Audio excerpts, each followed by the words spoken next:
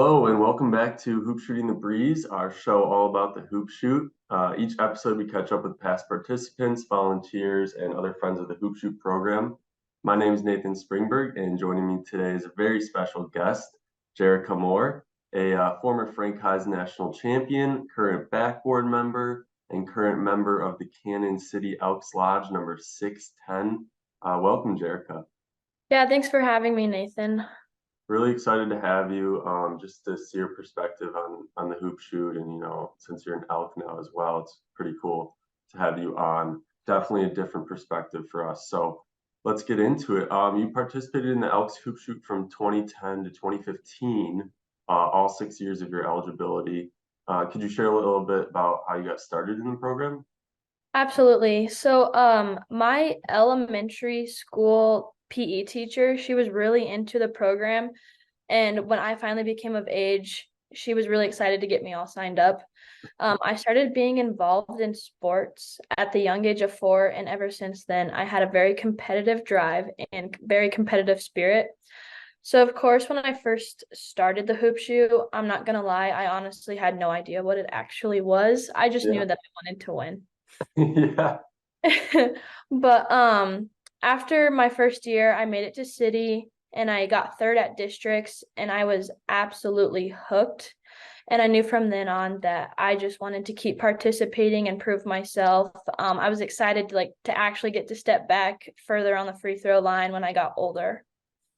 That's funny. That's pretty cool that you just had no idea and you ended up just getting hooked on it and competing all 6 years is pretty cool. Yeah, But yeah, like explain to me, so you were a national champion in 2015, which was your last year of eligibility, correct? correct. So explain to me how, like, what was it that kept you coming, even though you weren't maybe necessarily getting that national championship? Did you have that goal the whole time of becoming a national champion? Can you explain that to me? Yeah, so what kept me coming back year after year was definitely again like that competitive side of me.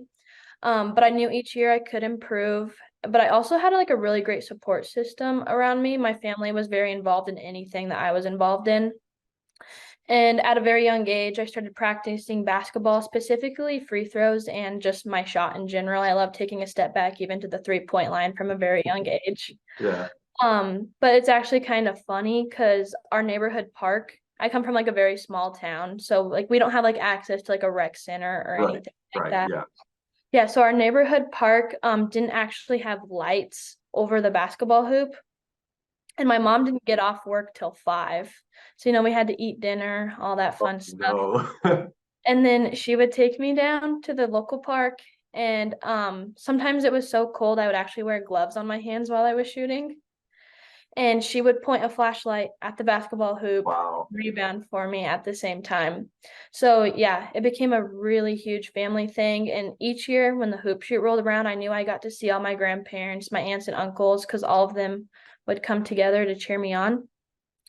But if I'm being 100% honest about like winning the national championship, I always kind of joked about it with everybody. I was like, yeah, imagine if I can make it that far. But I really didn't think that the national championship was possible for me because it seemed like each year I came up short at state. I never ever have shot good at state. Even my last year, I didn't shoot good at state. I just happened to win. Yeah, that But just becoming a national champion on top of like all the work that I did put in just for basketball in general just added an even better experience to the whole story.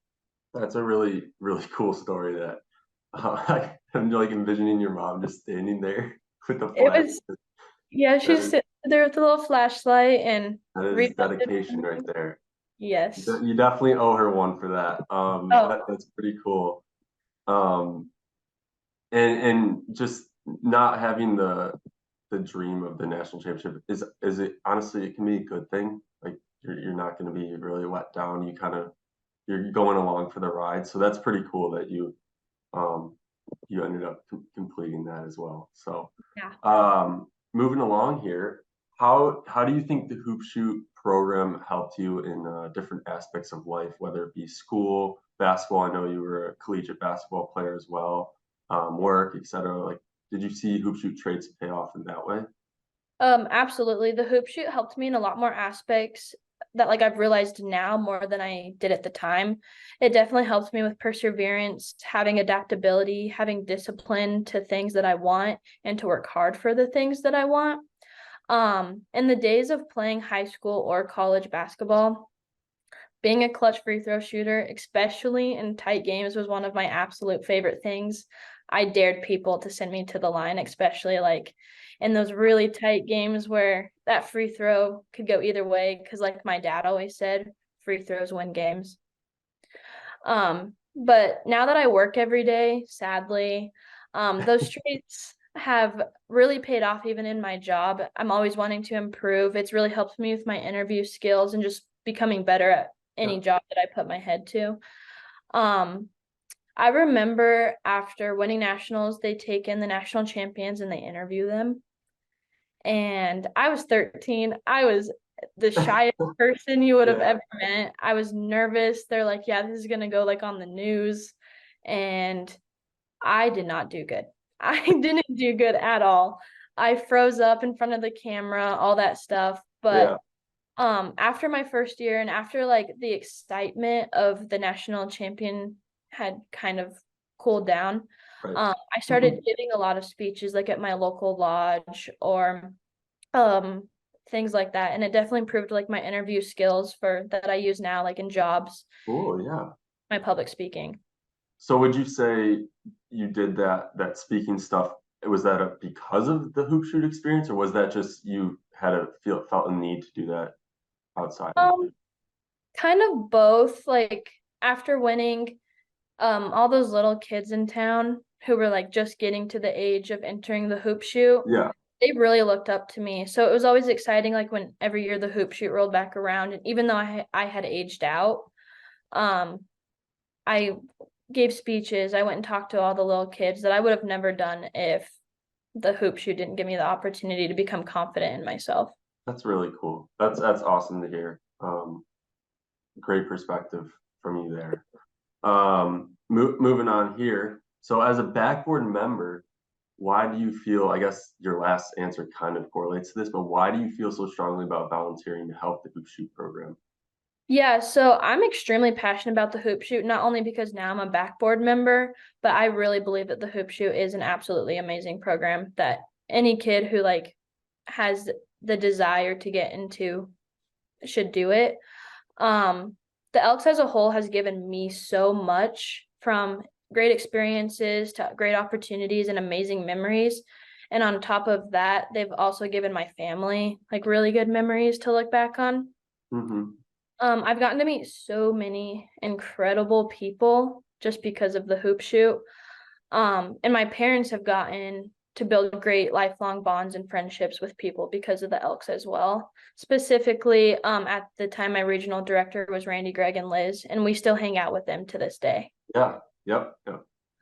We heard a little bit about that before we got you in the hoop shoot, that you were involved still with Randy and stuff. So that's great. Great to Yeah, hear. it's really exciting to see him like a couple times a year and just getting to pick up on life, but also reminisce like on the hoop shoot days and stuff like that. Yep. But I'm just so appreciative of everything that the Elks has given me, and now it's like my turn to give back to not only the kids but also the Elks program. That's awesome. That's kind of the I guess you would say the goal of the hoop shoot program is just to give the kids a chance to compete, get some life lessons, and then hopefully by seeing that through the hoop shoot and the Elks, they understand the point of the program, and then you can help out as well later in life. So great to hear that. It's so much more than just shooting free throws. It Oh really yeah, definitely. It's realistically about the people and the camaraderie and just helping out elsewhere. Absolutely. So we mentioned as well that you're a member of the Kansas City Elks Lodge. Do you believe the hoop shoot played a part in you joining the lodge? Could you explain that?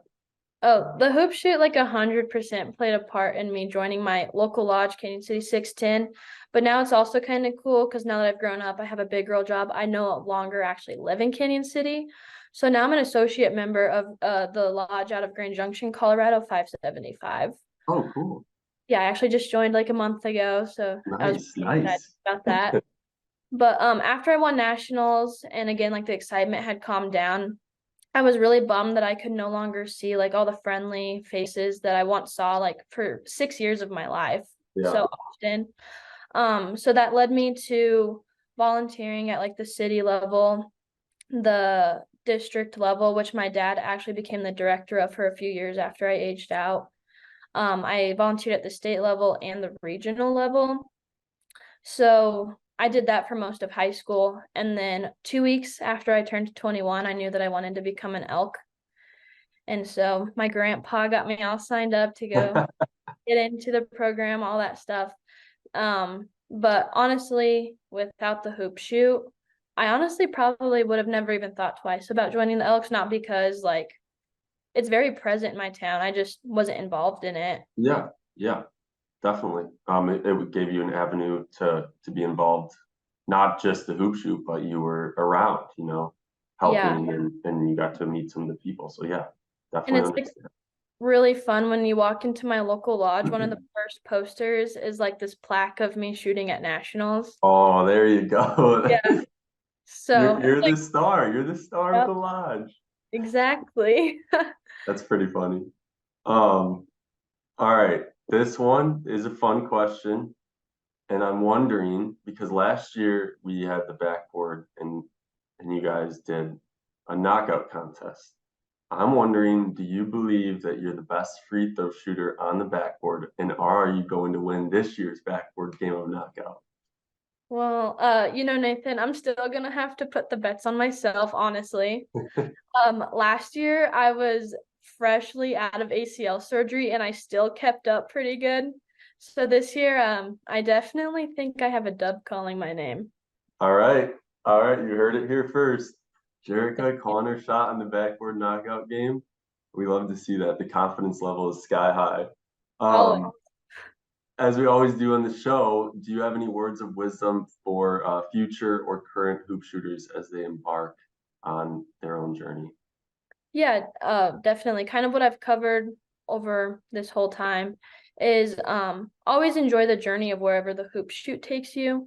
Again, enjoy the competition, but really enjoy the places and the people that you get to meet along the way. My advice I've always given myself throughout the hoop shoot, basketball in general, is never ever dwell on that missed shot. Forget about it. It's in the past. Um, if it was a bad round, bad shot, and keep looking forward and always focus on your next shot, not on the last one. And as always, like believe in yourself and have fun. It's a lot more than just a competition. Yeah, great words. Love that. And so that'll wrap us up for Jerica today. I appreciate you joining me. You had a great perspective on the hoop shoot and just becoming an elk. So we'll be back next month for another exciting interview. But before we go, we do have the November service scorecard, which is beginning now. It's a virtual engagement opportunity. The service scorecard combines service, the elk spirit of volunteerism, and fun.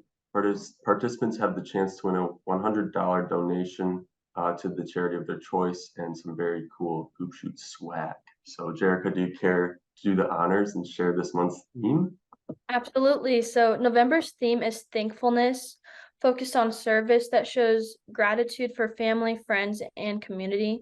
So visit enf.elks.org/service-SE to participate.